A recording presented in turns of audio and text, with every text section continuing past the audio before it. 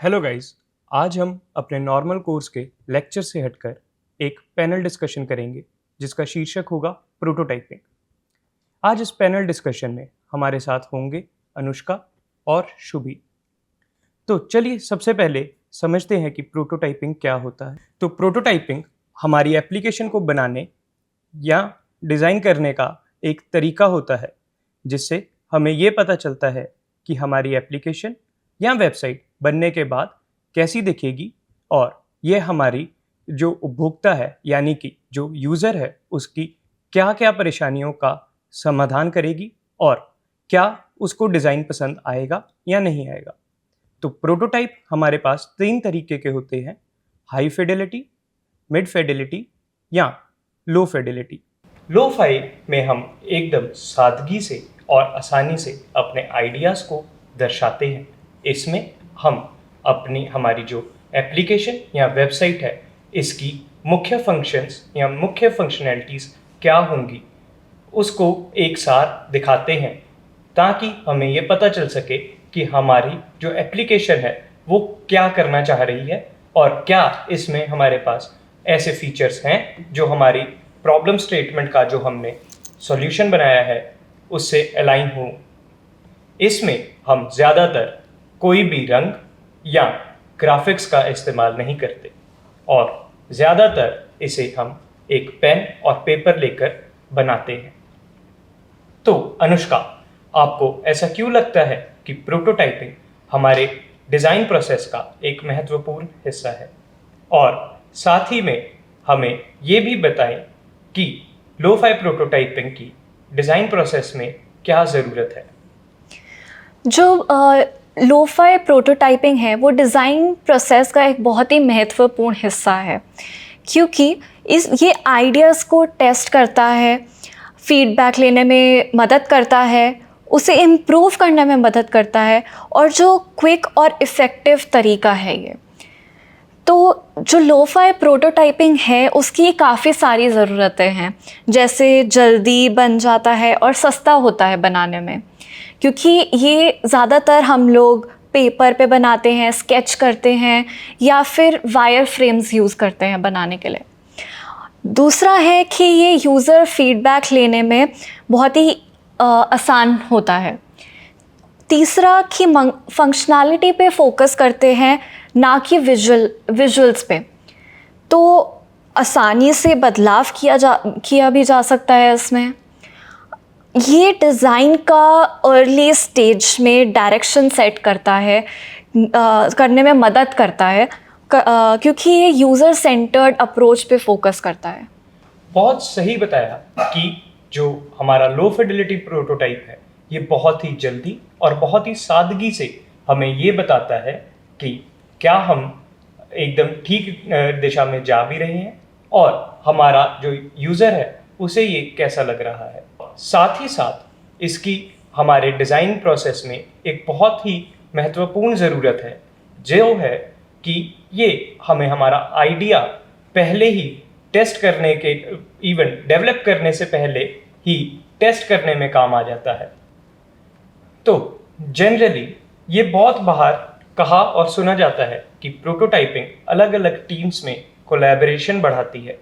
क्या आपको लगता है कि लो फिडेलिटी प्रोटोटाइप या फिर कोई भी तरीके की प्रोटोटाइपिंग हमारी इंटर टीम कोलैबोरेशंस को बढ़ावा देती है? हाँ, बिल्कुल। प्रोटोटाइपिंग सच में कोलैबोरेशन बढ़ाती है, क्योंकि ये सभी टीम्स में एक शेयर्ड आइडिया दिखाता है, फीडबैक लेने में इजी रहता है और जो बाकी डिसीजन मेकिंग और कम्युनिकेशन है उसे बेहतर बनाती है हर टीम के बीच में। तो अभी आपने एक वर्ड का इस्तेमाल करा था, वायर फ्रेम। तो क्या आप मुझे संक्षेप में बता सकते हैं कि वायर फ्रेम क्या होता है और ये कैसे बनाए जा सकते हैं? वायर फ्रेम एक लो फिडेलिटी का डिज़ाइन होता है जिसमें हम लोग बेसिक स्ट्रक्चर बनाते हैं किसी भी एप्लीकेशन या फिर किसी भी डिज़ाइन का। इसे हम लोग सिंपल टूल यूज़ करके बना सकते हैं, जैसे फिग्मा बोर्ड हो गया या फिर कैनवा डिज़ाइन हो गया।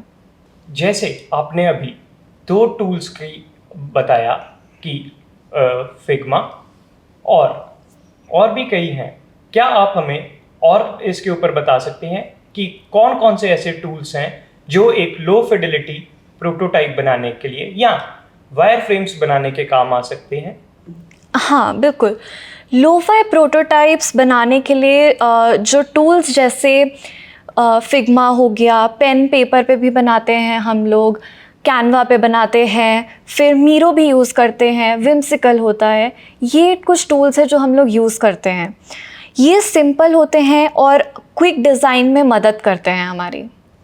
अच्छा, तो मेरा एक अगला सवाल ये आता है कि जैसे हम बात करते हैं आजकल हर चीज़ में टेक्नोलॉजी बहुत एडवांस हो रही है, बहुत सी चीज़ें इसके कारण इम्पैक्ट हो रही हैं। तो क्या डिज़ाइन प्रोसेस या एक लो फिडिलिटी प्रोटोटाइप बनाने में भी कुछ टेक्नोलॉजी का इस्तेमाल हो रहा है? बिल्कुल हो रहा है। टेक्नोलॉजी के कारण जो हमारा आजकल का डिज़ाइन प्रोसेस है वो पहले से बहुत ज़्यादा फास्ट हो गया है, डिजिटल हो गया है और कोलैबोरेटिव हो गया है।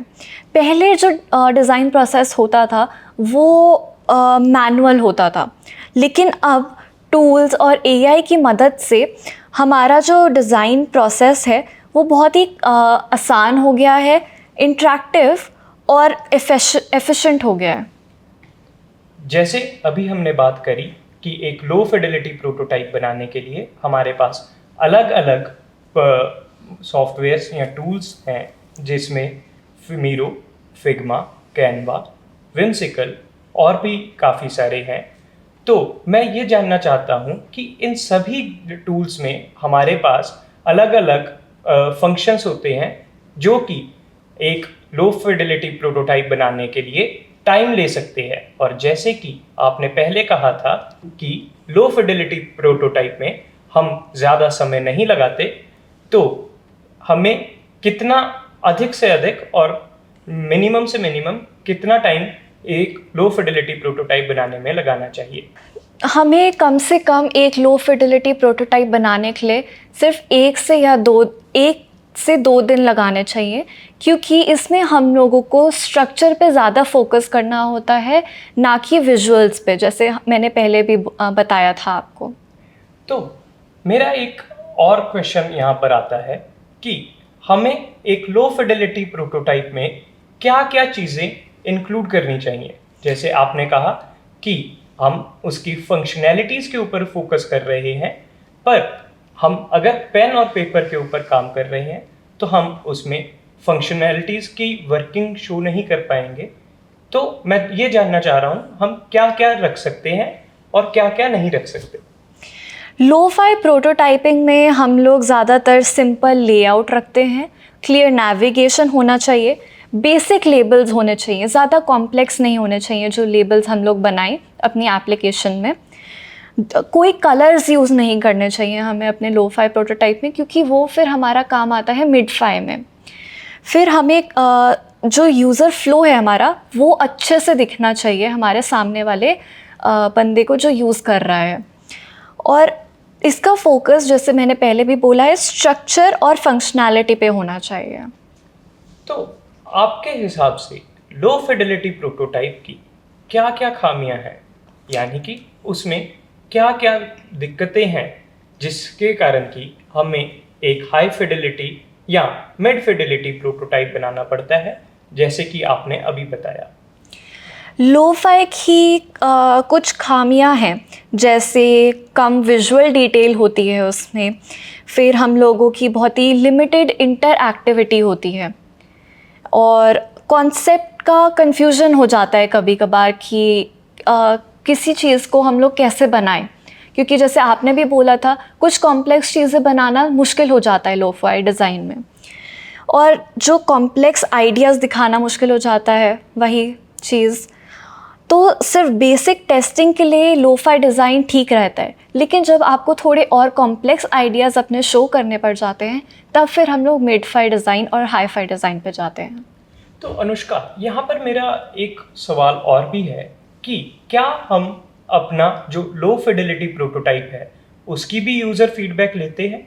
क्योंकि एक जो डिज़ाइन है वो एक आइट्रेटिव यानी कि बार बार चेंज होने वाला एक कोई बिना सीमित समय के होने वाला एक प्रोसेस है जो काफ़ी लंबा भी चल सकता है और काफ़ी कम ड्यूरेशन में भी कंप्लीट हो सकता है। हम लोग बिल्कुल यूज़र फीडबैक लेते हैं हर लो-फाई डिज़ाइन का, क्योंकि जब तक हम लोग यूज़र फीडबैक नहीं लेंगे तो हमें पता नहीं चलेगा कि हम लोग क्या गलत कर रहे हैं और उसमें क्या सही करना चाहिए। इससे पहले हम लोग उसके और आगे वाले मिड-फाई और हाई-फाई डिज़ाइन पे जाएं। ठीक है, तो क्या आप ये बता सकते हैं कि लो फिडेलिटी प्रोटोटाइप की कुछ जो यूज़र फीडबैक है वो किस तरह से ली जाती है, या उसमें क्या क्या क्वेश्चंस पूछे जाते हैं जिससे हम उसके बाद मिड फिडेलिटी या हाई फिडेलिटी पे जा सकें? कुछ चीज़ें होती है, जैसे सर्वे हम लोग लेते हैं काफ़ी लोगों का, तो उसमें हम लोग कुछ ऐसे क्वेश्चंस रखते हैं जिससे हमें पता चले कि हमारा सिंपल लेआउट है कि नहीं, हमारा क्लियर नेविगेशन उन्हें पता चल रहा है, उन्हें कुछ कॉम्प्लेक्स लेबल्स तो नहीं लग रहे हैं, और बिल्कुल क्लियर स्क्रीन होनी चाहिए हमारी। तो इसके बाद हमारे पास आता है मिड फिडेलिटी। मिड फिडेलिटी एक ऐसा प्रोटोटाइप का तरीका होता है जिसमें हम ये बताते हैं कि हमारा यूज़र का फ्लो कैसा होगा, ना सिर्फ कि यही बताएं कि हमारे एप्लीकेशन के फंक्शंस क्या होंगे या उसका स्ट्रक्चर कैसा होगा। साथ ही साथ हम मिड फिडेलिटी प्रोटोटाइप में कुछ बेसिक से रंगों का और कुछ बहुत ही बेसिक अपने ग्राफिक्स का इस्तेमाल कर सकते हैं। हम अपने मिड फिडेलिटी प्रोटोटाइप में ये भी बताते हैं कि यहाँ पर हमारे पास एक बटन आएगा, बटन के ऊपर क्या लिखा होगा हम वो भी बता सकते हैं।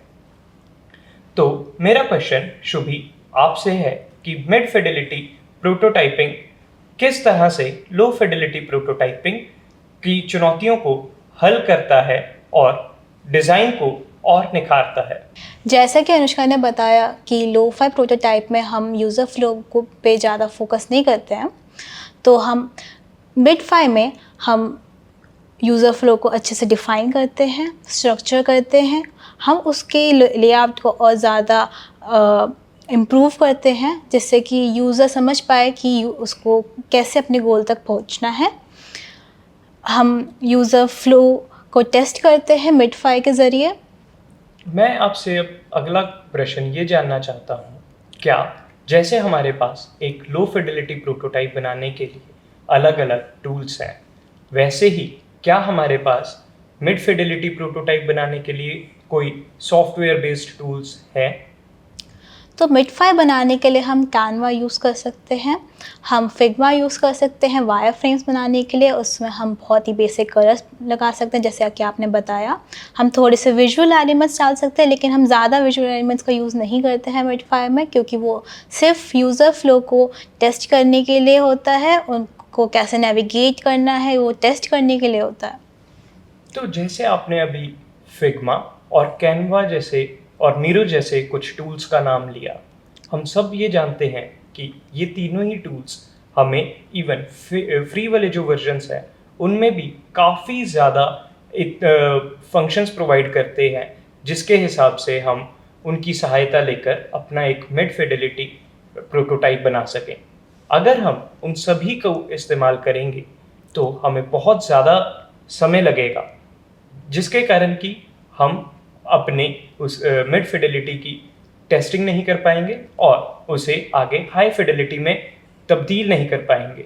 तो क्या आप हमें ये बता सकती हैं कि हमें मिड-फाई में क्या क्या इंक्लूड करना चाहिए और क्या क्या नहीं, और साथ ही में हमें इसमें कितना समय लगाना चाहिए?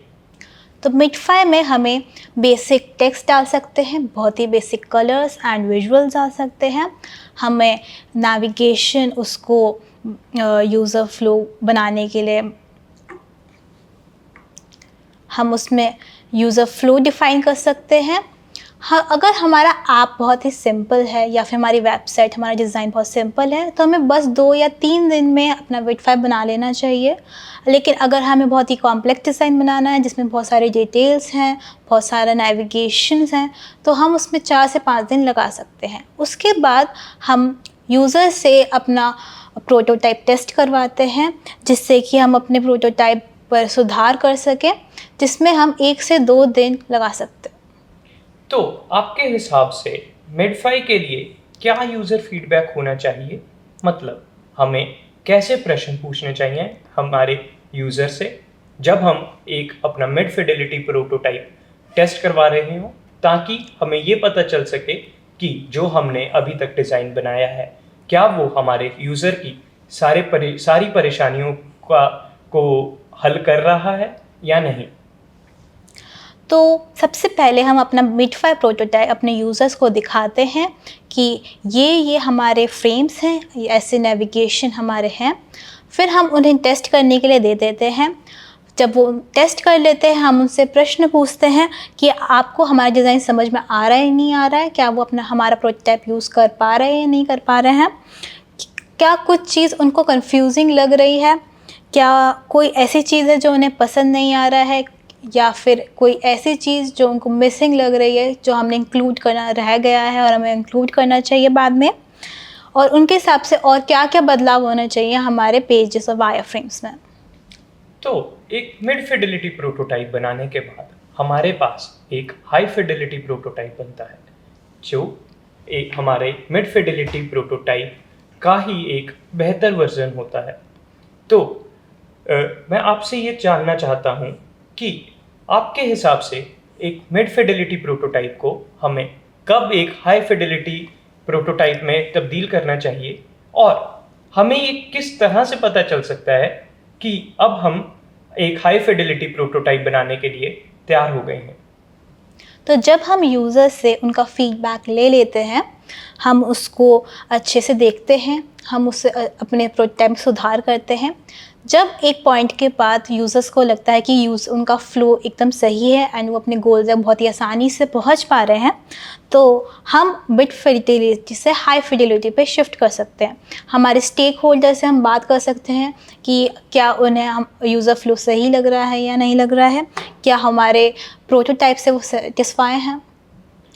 तो जैसे अभी हम बात भी कर रहे थे कि हमारे पास कुछ टूल्स हैं जो हमें एक अपना मिड फिडेलिटी प्रोटोटाइप बनाने के काम आते हैं। तो मैं आपसे ये भी जानना चाहता हूँ, जैसे कि हमें अनुष्का ने बताया था कि लो फिडेलिटी प्रोटोटाइप में टेक्नोलॉजी का काफ़ी हद तक इस्तेमाल किया जा रहा है। तो क्या हम जो ऑलरेडी एग्जिस्टिंग हमारे पास टूल्स हैं लाइक मीरो, फिग्मा या कैनवा, हम उनमें कुछ नई टेक्नोलॉजीज़ यूज़ कर रहे हैं जैसे कि एआई? तो हम कुछ सॉफ्टवेयर्स जैसे कि फिग्मा, उसमें हम प्लगइन्स यूज़ कर सकते हैं जो कि हमें फिग्मा से मिलते हैं। हम अपने प्रोटोटाइप को प्रोटोटाइप मोड से वायर फ्रेम नेविगेशन डिफ़ाइन कर सकते हैं कि ये बटन यहाँ तक जाएगा, जिससे कि यूज़र अच्छे से हमारे प्रोटोटाइप को टेस्ट कर पाए। तो अब हम बात करते हैं एक अपने हाई फिडेलिटी प्रोटोटाइप की। हमारे पास हाई फिडेलिटी प्रोटोटाइप क्या होता है, इसकी क्यों ज़रूरत है और ये बनता कैसे है। तो एक जो हाई फिडेलिटी प्रोटोटाइप है वो कंप्यूटर आधारित इंटरेक्टिव प्रोटोटाइप होता है, जो ये दर्शाता है कि हमारी एप्लीकेशन या वेबसाइट हम जो भी बनाना चाह रहे हैं वो बनने के बाद कैसी दिखेगी। इससे हमें ना सिर्फ कि हमारे यूज़र का फ़्लो, यूज़र की इंटरेक्शन, यूज़र की परेशानियाँ और क्या हम उन्हें सॉल्व कर पा रहे हैं, सिर्फ यही नहीं बल्कि यूज़र का उस पूरी एप्लीकेशन के दौरान एक्सपीरियंस कैसा रह रहा है, हमें वो भी पता चलता है। तो अनुष्का, आप हमें कुछ चैलेंजेस बता सकती हैं जो आपको कभी अपने पूरे टेन्योर में आज तक हाई फिडेलिटी प्रोटोटाइप बनाते हुए आए हों? बिल्कुल, हाई-फाई डिज़ाइन बनाते हुए काफ़ी चैलेंजेस आते हैं, जैसे ज़्यादा टाइम लगना बनाने में। फिर कुछ होते हैं टूल्स का स्किल सेट होना। काफ़ी लोग होते हैं जिनके पास करेक्ट स्किल सेट नहीं होता है हाई फिडेलिटी डिज़ाइन बनाने के लिए। फिर होता है एक फीडबैक का चेंज करना। वो मुश्किल हो जाता है कभी कभार कि जब हमें हाई फिडेलिटी बन गया, उसके जब फीडबैक आता है तो उसमें जो चेंजेस करने हैं वो करने में थोड़ी दिक्कत आती है कभी कभार। फिर होता है हमारा परफॉर्मेंस इश्यूज़। जब हमारा हाई फिडिलिटी रन कर रहे हैं, हम लोग टेस्ट रन कर रहे हैं, तो उसमें कभी कभार आ जाती हैं परफॉर्मेंस इश्यूज़ कि चल नहीं रहा है या फिर कुछ और ग्लिच आ रहा है, तो ये इश्यूज़ होते हैं। और विजुअल्स पे कभी कभार हम लोग ज़्यादा फोकस कर देते हैं, जबकि हमें विजुअल्स से ज़्यादा स्ट्रक्चर पे फोकस करना चाहिए। तो आपने जैसे अभी बताया कि इसमें भी हम यूज़र फीडबैक लेते हैं, तो क्या आप मुझे बस बता सकते हैं कि एक हाई फिdelity प्रोटोटाइप के यूज़र फीडबैक में हम कैसे प्रश्न पूछते हैं और ये कब लिया जाता है? हाई फिडिलिटी का यूज़र फीडबैक तब लिया जाता है जब हमारा एक बेसिक स्ट्रक्चर तैयार हो जाता है उसका, और हमें इसका टेस्ट रन करने से पहले हम लोग लेते हैं कि इसका सही चल रहा है कि नहीं, और उसके विजुअल्स कैसे हैं। विजुअल्स पर जैसे मैंने पहले भी बात करी थी, फोकस करते हैं लेकिन कभी कभार ज़्यादा ओवर फोकस कर देते हैं। तो इस पे हमें ध्यान रखना चाहिए कि उसके परफॉर्मेंस इश्यूज़ में कोई दिक्कत नहीं आ रही है, इसके विजुअल्स ठीक हैं, इसका ओवरलुक लेआउट ठीक है, क्लियर स्ट्रक्चर है। सही है। तो शुभी, जैसे हमने अभी बात कर ही रहे थे लो फिdelity, मिड फिdelity दोनों की कि हमारे पास इनके लिए कुछ स्पेशलाइज्ड टूल्स हैं जो हमें ये बनाने में सहायता करते हैं। तो जैसे कि हम ये भी अभी डिस्कस करके हटे हैं कि जो हमारा एक हाई फिdelity प्रोटोटाइप है जो कि एक कंप्यूटर आधारित है, तो क्या हमारे पास इसके लिए भी कोई ऐसे टूल्स हैं कि हमें सिर्फ सिंपल कोडिंग करके ही ये बनाना पड़ेगा? हमें कोडिंग करने की ज़रूरत नहीं होती है प्रोटोटाइप बनाने के लिए। हम हाई फिडिलिटी प्रोटोटाइप फिग्मा पे बना सकते हैं, फ्रेमर पे बना सकते हैं, हम एडोबी एक्सडी पे यूज़ कर सकते हैं। इन सब से एकदम रियलिस्टिक डिज़ाइन बनता है, जो बिल्कुल रियल डिज़ाइन हमारा जो जैसा डेवलप होने वाला है वैसा ही दिखता है। हम इस पे यूज़र टेस्टिंग पे बहुत अच्छे से कर सकते हैं। यूज़र टेस्टिंग हम यूज़र एक्सपीरियंस पे कर सकते हैं कि वो अपना गोल अच्छे से अचीव कर पा रहे हैं और उन्हें कोई दिक्कत नहीं हो रही। ठीक है। तो जब हम इतना कुछ यूज़ ही कर रहे हैं और हमें ना सिर्फ कि यूज़र की फ्लो, यूज़र की इंटरेक्शंस ही पता चल रही थी, बल्कि यूज़र का एक्सपीरियंस कैसा रह रहा है, यूज़र को कैसा फील हो रहा है जब वो हमारी एप्लीकेशन यूज़ करेगा, या क्या उसकी सारी परेशानियां हल हो रही हैं या नहीं। बेसिकली एक जब डेमो बन गया हमारी एप्लीकेशन का जो हाई फिdelity प्रोटोटाइप है, तो क्या आपको लगता है हम इसे अपना स्टेक होल्डर मीटिंग्स में या कुछ फंडिंग्स जनरेट करने के लिए या किसी को प्रेजेंट करने के लिए प्रेजेंटेशंस में हाई फिdelity प्रोटोटाइप का इस्तेमाल कर सकते हैं? तो जैसे कि हमने अभी डिस्कस करा कि हाई फाई डिज़ाइन और हाई फाई प्रोटोटाइप हमारे डिज़ाइन से एकदम एक स्टेप दूर होता है, एकदम रियलिस्टिक डिज़ाइन जैसा दिखता है। तो हाँ, हम उन्हें स्टेक होल्डर मीटिंग्स में यूज़ कर सकते हैं, हम उनसे अप्रूवल ले सकते हैं, हम उन्हें दिखा सकते हैं कि हमारा प्रोटोटाइप कैसे वर्क करता है एंड फ्यूचर में हमारा डिज़ाइन कैसे वर्क करेगा। तो अंत में हम अब एक पूरी आज की चर्चा का सार ले लेते हैं कि आज हमने इस पूरी पैनल डिस्कशन में क्या क्या चर्चाएं करी, क्या क्या पॉइंट्स डिस्कस करे और उन्हें हम असल में किस तरह से इस्तेमाल कर सकते हैं। तो सबसे पहले हमने समझा कि लो फिdelity प्रोटोटाइप क्या होता है। लो फिdelity प्रोटोटाइप हमारे पास एक बहुत ही आसानी से, बहुत ही जल्दी बनने वाला एक प्रोटोटाइप होता है जिसमें हम अपनी एप्लीकेशन या वेबसाइट के ढांचे की बात करते हैं कि हमारी एप्लीकेशन या वेबसाइट हम जो भी बनाने लगे हैं उसमें क्या क्या फंक्शनैलिटीज़ होंगी, जो कि हम बहुत जनरली पेन पेपर या कुछ ऑनलाइन सॉफ्टवेयर्स का यूज़ करके या फिर पावर पॉइंट प्रेजेंटेशंस के ज़रिए या स्टिकी नोट्स के ज़रिए हम दर्शाते हैं। इसमें हम कोई भी टेक्स्ट या इमेज वगैरह नहीं इस्तेमाल करते और काफ़ी सिंपल रखते हैं। इसके बाद हमारे पास आता है एक मिड फिdelity प्रोटोटाइप जिसमें हम बटन्स और यूज़र का फ्लो और थोड़े बहुत बेसिक ये बताते हैं कि हमारे पास कौन से पेज पर कहाँ पर कौन सी फ़ोटो, मतलब कौन सी का मतलब ये नहीं है कि असल फ़ोटो लगाकर, बल्कि उसका मतलब ये है कि जगह निर्धारित करी जाती है कि यहाँ पर हमारे पास एक फ़ोटो आएगी, यहाँ पर हमारे पास एक टेक्स्ट आएगा और यहाँ पर हमारे पास एक बटन आएगा। ये करते हैं। इसके बाद हमारे पास आता है एक हाई फिडेलिटी प्रोटोटाइप, जिसमें हम अपनी पूरी एप्लीकेशन या पूरी जो वेबसाइट बना रहे हैं हम उसका पूरा डेमो रखते हैं। ज़्यादातर जो हमारी हाई फिडेलिटी प्रोटोटाइप्स हैं ये हम अपनी प्रेजेंटेशंस या किसी को अपनी एप्लीकेशन या वेबसाइट को प्रस्तुत करने के लिए इस्तेमाल करते हैं। और इस सभी के बीच में हमने एक बहुत ही महत्वपूर्ण टॉपिक भी डिस्कस करा था, जो था यूज़र फीडबैक। तो हमें जैसे कि पहले से पता ही है, एक पूरा प्रोटोटाइप, पूरा डिज़ाइन कभी भी एक ही बार में नहीं बनता, बल्कि ये एक आइटरेटिव प्रोसेस है, मतलब कि बार बार किए जाने वाला प्रोसेस है। तो इसके लिए हमें यूज़र फीडबैक की ज़रूरत पड़ती है। तो इसी पूरी चर्चा में हमने ये भी समझा कि हमें किस टाइम पर एक यूज़र फीडबैक लेना चाहिए, जिससे हमें सारांश में ये पता चला कि तीनों ही हाई, मिड और लो फिडेलिटी प्रोटोटाइप्स के लिए हमें अपने यूज़र फीडबैक लेना चाहिए। बीच में हमने ये भी डिस्कस करा था कि हमारे पास कौन कौन से टूल्स यूज़ कर सकते हैं। तो बहुत जनरली अगर ब्रॉडली बताया जाए तो हमारे पास मीरो, फिग्मा और कैनवा है, जो हमें तीनों ही प्रोटोटाइप्स को बनाने में काम कर सकते हैं और सहायता करते हैं। इसके उत्पन्न हमने ये भी समझा कि हमारे डिज़ाइन प्रोसेस में प्रोटोटाइपिंग का क्या महत्वपूर्ण हिस्सा है और इसकी क्या आवश्यकता है।